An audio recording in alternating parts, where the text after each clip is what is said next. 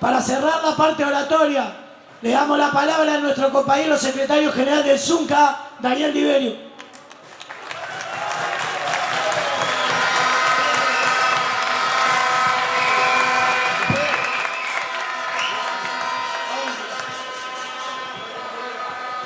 Salud, queridas compañeras y compañeros.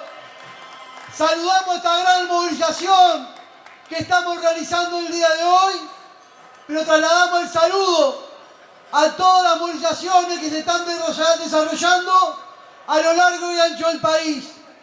Esos militantes que durante la madrugada corriendo atrás de un audio, armando un escenario para que el Zunca se exprese nuevamente en la calle ante el rechazo de estas políticas neoliberales. Saludamos también la presencia de nuestros viejos queridos jubilados, organizados en la Jucopea, esos viejos que a pesar de las nanas andan entre nosotros, que van a las brigadas, que van a las movilizaciones. Para ellos también un gran abrazo. Por supuesto, compañeros y compañeros, que hoy es un día de duelo para los trabajadores de este país. Si sabremos los trabajadores de la construcción, cuando perdemos un compañero, cómo duele. Y hoy hay un escenario que duele mucho más, porque un compañero del mar, de nuestro querido hermano del Sudma, aún se encuentra desaparecido entre las aguas, ante un siniestro que se dio en un barco, y las empresas, como siempre, tratando de blindarse la situación. Toda la solidaridad con la familia de ese trabajador, toda la solidaridad con los compañeros del Sudma, porque esa muerte también nos duele, porque es nuestra también. Compañeras, compañeros, está claro que hoy tenemos que anunciar un avance que para nosotros es central. Ya del gobierno anterior nos decían del Ministerio de Obras Públicas y de las cámaras empresariales que la tecnología en el mundo entero avanza. Y ese avance de la tecnología genera nuevas formas de trabajo y que nadie se podía parar adelante de ello. En esos momentos decíamos antes, durante y ahora que está claro que reconocemos que hay tecnologías que avanzan y no hay forma de pararlas. Pero decíamos siempre y seguimos insistiendo que cualquier avance en la tecnología no puede ser la condición de que queden trabajadores y trabajadoras por el camino. Y ese planteo que hacíamos justamente en la rama del peaje, y se abrieron negociaciones, por supuesto que hubieron conversaciones, pero acompañadas con grandes movilizaciones, con paro, asambleas, discusiones. Y hoy podemos decir, confirmar que va a haber automatización en el peaje, pero también que los puestos de las compañeras del peaje se mantienen. ¡Claro! ¡Salud, trabajadoras del peaje! ¡Salud, trabajadores de la construcción! Esto confirma que la lucha paga. ¡Salud nuevamente! Recién compartían con nosotros el micrófono compañeras y compañeros de gremios que están en conflicto. Y también tenemos que sumarle el conflicto duro que estamos llevando adelante con una empresa que se niega a pagar los salarios a sus trabajadores. Estamos hablando de la empresa JM. 60 días llevan los compañeros luchando. Ese conflicto también es nuestro. Y vamos a rodear a esos compañeros hasta que se resuelva la situación con estas empresas negreras que se piensan que vienen al Uruguay a generar ganancia y riqueza. Por eso es el conflicto. No tenemos que rodear y ser solidarios. No solamente en el discurso. Los compañeros van a estar pasando el casco por nuestro gremio. También va a ayudar a fortalecer, a sostener ese conflicto. Está claro que nos acompañaban los compañeros del CIMA y la FITIM. Y quizás tendrían que haber 50 más de los gremios en conflictos. En un escenario complejo, porque cuando analizamos los conflictos, la gran mayoría de ellos, como pasó en Río Gas, es provocación pura y dura desatado y patronal, acompañado por supuesto con el Ministerio de Trabajo, con un objetivo claro. El objetivo de quebrar, de dinamitar, debilitar, romper el movimiento sindical. Por supuesto que esos conflictos hay que ser solidarios en la práctica, como decía Cristian. Y cuando vemos el escenario que vivimos hoy, compañeros y compañeros, que se profundiza la lucha de clase, se tensa mucho más la cuerda. Y debemos recordar, cuando los trabajadores y trabajadoras de la construcción realizamos nuestro congreso por allá por 2020, en febrero, que recogía el nombre de nuestro querido Faustino Chimanduco Rodríguez, analizábamos y decíamos que estamos ante la llegada de un gobierno neoliberal y de derecha, que venía por un brutal ajuste de cuentas, que venía por la negociación colectiva y que si nos agarraba mal parado, no iba a degollar de parado. Rápidamente salieron algunas voces a decir de que estábamos generando terrorismo, de que lo que estábamos nosotros diciendo no tenía fundación, que no se sostenía ese discurso. Ojalá lo hubiésemos ahorrado, porque debemos recordar que en un escenario complicado, en el 2020, ante una situación de pandemia, en un escenario de caída de la economía, reclamamos a este gobierno de que tenía que tomar medidas para fortalecer a aquellos sectores que se estaban cayendo, que teníamos que tomar medidas para fortalecer a los sectores y los trabajadores que tenían mayores dificultades. A contrapelo de eso, este gobierno decía que había que fortalecer, abrazar, generar política para sostener a los mayas de oro. Los mayas de oro para nosotros son aquellas y aquellos que se levantan a las 5 de la mañana para ir a laburar. Pero para este gobierno, los mayas de oro son las cámaras empresariales, los mayas de oro son lo que tiene que ver con la agroindustria, los mayas de oro es el aparato financiero. Y todas las políticas apuntaron a eso. Los recortes de las políticas sociales. Y está claro que fueron derecho al hueso con la negociación colectiva. Con aquel discurso berreta, dieron convenio puente que nos permitiera sostener el empleo. Compañeros, ninguna rebaja salarial asegura empleo, todo lo contrario. Y le generaron rebaja salarial a la mayoría de los trabajadores privados, a la mayoría de la totalidad de los trabajadores públicos y a los jubilados y los pensionados. Esa fue la política que tomó este gobierno. ¿Y cuál fue el precio? El precio duro que se pagó. Que miles y miles de uruguayas y uruguayos entraron en la extrema pobreza y la indigencia. Y está claro que se perdió salario y jubilaciones. Después pasado un tiempo.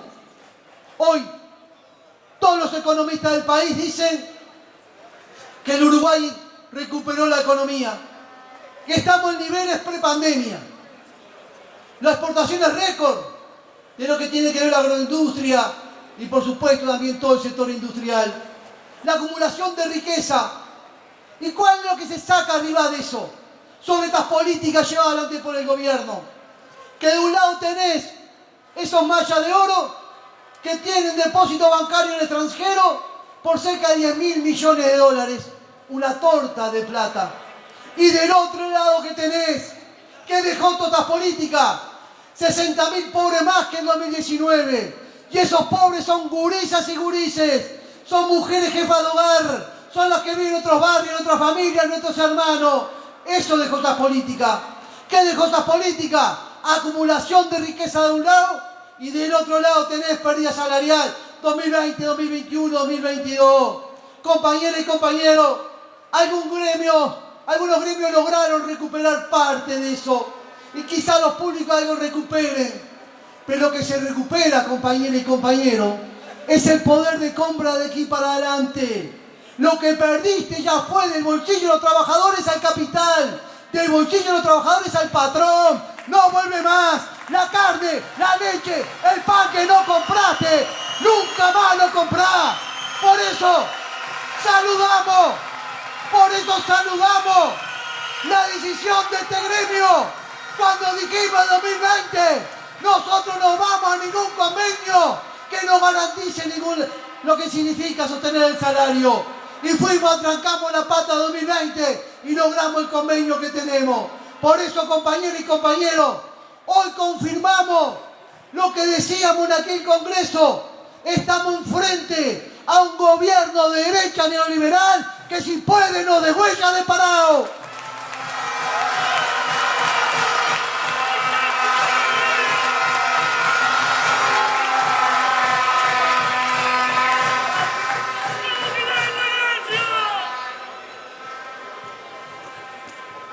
Compañeras, compañeros, preocupado en algunos medios de prensa o algunos discursos por ahí, que el Zunca se está movilizando para hacer gimnasia sindical, que no hay argumentos firmes para la movilización. El primer argumento que nosotros decimos, que nos estamos movilizando porque se está movilizando el conjunto del pueblo uruguayo. No empezamos a movilizar con la recolección de firmas. No empezamos a movilizar cuando subimos la campaña por el referéndum. No movilizamos el 27 de marzo para intentar derogar los 135 artículos de la LUC. Y está claro que perdimos, marchamos, pero logramos algo fundamental. La recomponer lo que tiene que ver la unidad del campo popular. Logramos recuperar el método y recuperamos nuevamente las calles. Por eso nos estamos movilizando y que les quede claro. Pero también este mes de junio, varios gremios se movilizaron, como decía recién el Quique. Está claro que la Confederación de Sindicatos Industriales, hermanos nuestros, se movilizaron a principios de junio. Después los trabajadores y trabajadoras de la educación. Después se movilizaron las compañeras y compañeros de salud pública junto con la FUS y con COFE. Después se movilizaron las coordinadoras de sindicatos que trabajan para ANCAP.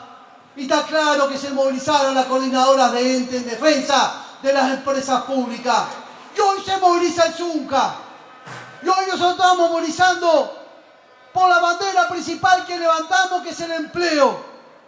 Y está claro que nos preguntaban, ¿cómo puede ser que si la industria de la construcción en este último año tuvo un crecimiento en la ocupación, hoy estamos cerca de 52.000 trabajadores aportando en la caja? Está claro que tenemos un crecimiento. Pero la industria de la construcción, compañeros, lo que tienen que saber, que el peludo de la construcción piensa en el laburo de hoy, a corto plazo, a mediano plazo y a largo plazo. Siempre fue así. Un trabajador en la obra, cuando se está echando la última losa, ya tirando currículum por otras obras, está tirando línea para poder tener continuidad de laburo. Y en la industria en general tiene que ser así, porque hoy tenemos un crecimiento sostenido a partir de algunas obras que vienen en procesos anteriores. Varias veces hemos hablado de esto. UPM, unos 7.000 trabajadores, Ferrocarril Central, arriba de 3 lucas, el puerto de Montevideo, con el viaducto, obras conexas que tienen que ver con lo que tiene que ver UPM.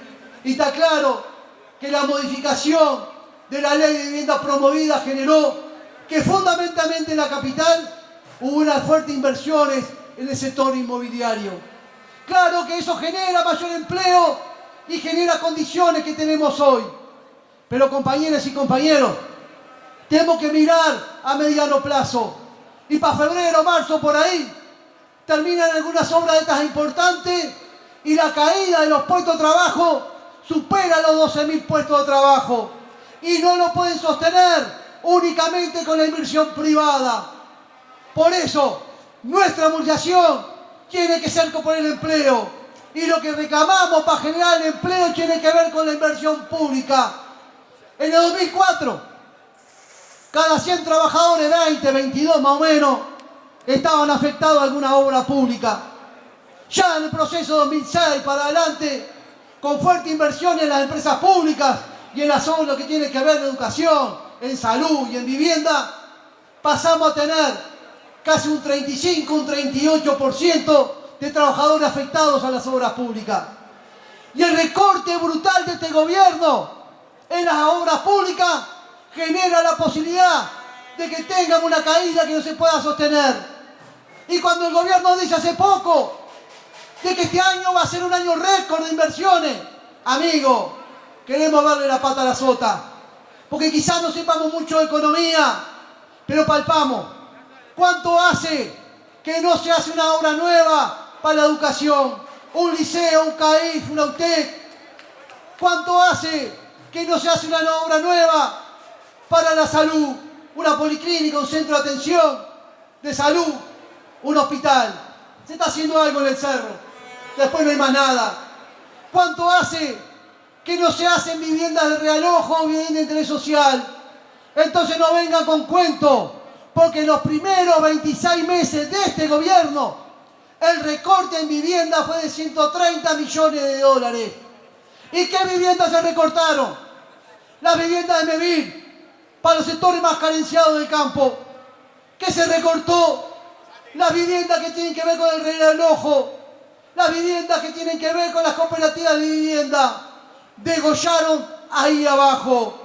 Está claro que también hubo un recorte estos 26 meses de gobierno primeros con lo que tiene que ver con la inversión en las empresas públicas. Esas empresas nuestras que tanto defendimos y defendemos, que también nos ha dado changa. Recordemos la fibra óptica, las plantas potabilizadoras de la OCE, recordemos lo que ha sido los trabajos en la refinería La Teja y algunas otras obras. Se recortaron 200 millones de dólares en los primeros 26 meses, generando que las empresas públicas tengan mayores dificultades para cumplir con su objetivo con la sociedad. Y también el recorte de miles de puestos de trabajo.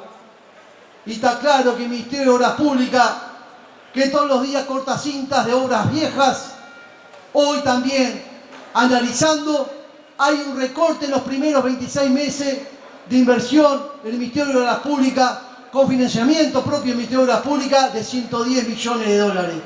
Entonces, ¿qué me venís a hablar de inversiones récord si tenés para atrás un recorte que es salvaje? Y está claro que ese recorte genera pérdida de puestos de trabajo. Por eso nos estamos movilizando hoy. Por eso hoy, frente a este ministerio, estamos reclamando que tiene que haber justamente una rendición de cuentas que atienda a lo que están más jodidos. Y hablando de empleo, por supuesto que seguimos reclamando y profundizando y exigiendo que se tenga claridad con el escenario de lo que tiene que ver con las plantas cementeras de ANCAP. Que hoy hay intento de privatizar, de tercerizar, de asociarse con privados o cerrarlas, dice el gobierno. El Zunca se movilizó no ahora, en el gobierno anterior también, reclamando mayor inversión en esas plantas para que ANCAP pudiera producir cemento Portland y competir con los privados. Algunas inversiones se hicieron en La Valleja y en Paysandú, pero un horno que se compró ya en el periodo anterior nunca fue colocado, y ese horno permitiría a ANCAP duplicar la producción de cemento Portland. Hay una intención clara de cerrarla o privatizarla. No es casualidad que hay 17 privados interesados en explotar esas plantas. Pero nosotros lo que estamos exigiendo, que haya respuesta clara, solución para los 300 trabajadoras y trabajadoras tercerizados que son de la construcción, pertenecen al Zunca, porque a pesar de lo que pase con esa planta, esos compañeros y compañeros tienen que mantener los puestos de trabajo. Y eso es lo que le estamos exigiendo. Que le dijimos al Ministerio de Trabajo, al Ministerio de Industria, y lo estamos diciendo hoy. Soluciones para esas compañeras y esos compañeros. Claro que nos estamos movilizando también en un escenario complejo. Decíamos hoy que este gobierno viene por todo. Y como viene por todo, intenta generar condiciones para poder atropellar. Lo logró en parte con la pandemia, recordamos. Y hoy tiene arriba de la mesa 2 o 3 proyectos de ley que intentan ese camino. De casualidad, la presentada a partir de la queja del OIT del sector empresarial, rápidamente la respuesta. El modificar la forma de la negociación colectiva. El objetivo claro es otro, es dinamitar la negociación colectiva para que los trabajadores no tengamos condiciones de discutir cómo destruimos la riqueza que nosotros mismos generamos. tiene que ver un proyecto intentando legalizar a los sindicatos. En consecuencia deberían tener personalidad jurídica, el Zunca la tiene. Pero tenemos gremios hermanos que están jodidos, que no tienen ni para pagar la luz. Aún así no van a tener condiciones para poder tener las condiciones para tener una personalidad jurídica. Está claro que si no tenés personalidad jurídica, no importa los miles que metés en la calle, no importa los miles que representás, no sos legal, no podés estar. Está claro que rechazamos ese tipo de decisiones y por eso esta movilización tiene que ver con eso. Y esta movilización tiene que ver con una discusión que estamos dando con nuestros queridos compañeros jubilados de Jugopea, que tiene que ver con la reforma de la seguridad social, que en parte la frenaron cuando estábamos en campaña, recordarán, por la derogación de los 135 artículos de la LUC. Y nosotros estamos dispuestos a discutir una reforma de seguridad social. Es necesario fortalecer al BPS. Y por supuesto que tenemos planteos claros para eso. Pensamos nosotros que para discutir una reforma de seguridad social hay que revisar los aportes patronal. Para discutir una reforma de seguridad social hay que ver a aquellos que no aportan. Para discutir una reforma de seguridad social hay que discutir también la caja militar que se lleva 500 millones de dólares por año. Y no estamos hablando de los soldados rasos, que a veces están galgando igual que nosotros. Estamos hablando de los que tienen fideo, que tienen privilegio. Y estamos hablando por la reforma de la seguridad social. Primero que nada, sacar el cáncer que tiene el pueblo uruguayo con la FAP. Ese es el camino. Fue la propuesta de la derecha por otro lado. Más años de aporte y más años para jubilarnos. Los trabajadores de la construcción, el 40% de nosotros jamás se va a jubilar. O se jubila por edad avanzada o por discapacidad. Vaya con estos regímenes nuevos, ¿cuál sería el escenario? Por eso nos movilizamos y nos vamos a seguir movilizando hasta lograr los objetivos. Y nos estamos convocando para el 7 de julio, para esa gran movilización de nuestro PCNT. Una movilización que debe tener características igual que el 15 de septiembre. Los trabajadores y las trabajadoras, los jubilados, los estudiantes, la barra de la cultura y fundamentalmente aquellos que tienen un corazón gigante así, que son los vecinos que juntan una papa, una cebolla, un poco de arroz, para hacer una olla popular para que coman miles y miles, que lo único que echan la panza antes de acostarse.